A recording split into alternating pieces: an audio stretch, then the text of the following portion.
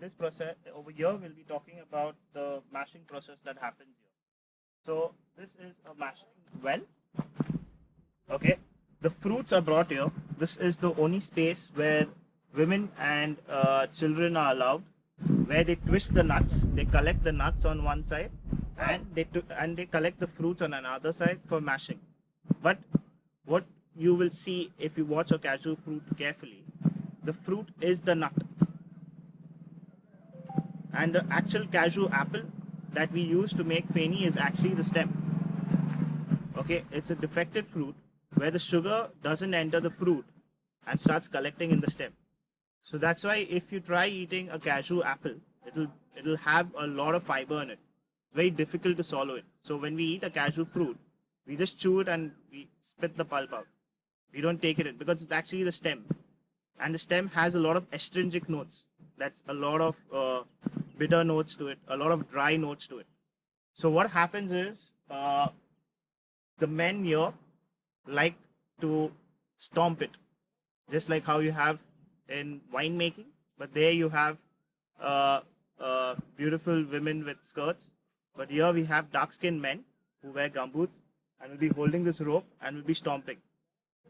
It's something that is traditional for them, though we have a pulverizer for them. They can put the fruit in, they can pulverize it. So when the yield is too much, they'll use a pulverizer. Otherwise, they'll always like stomping. They say that if they just stomp it, it doesn't over mash the fruit. Like when you pulverize it, it completely tears it apart. You get a lot of dry astringent notes which they don't like because they drink the Nero the most, the juice the most. So what happens is after the mashing is done and juice is collected, it will go into fermentation tanks. And then these rocks that are kept here are 3 different rocks for each side. So you'll have 2 batches, 3 rocks for that side, 3 rocks for this side, each weighing differently. So they'll put the smallest one to the heaviest one, step by step, on the whole pulp that's collected after the mashing.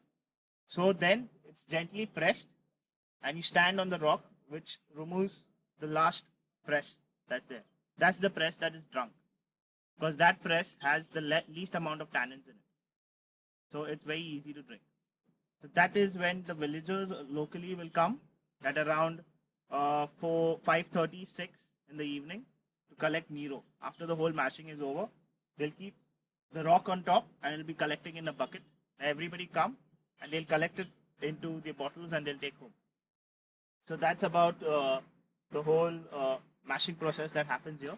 We will now move on to the fermentation that happens.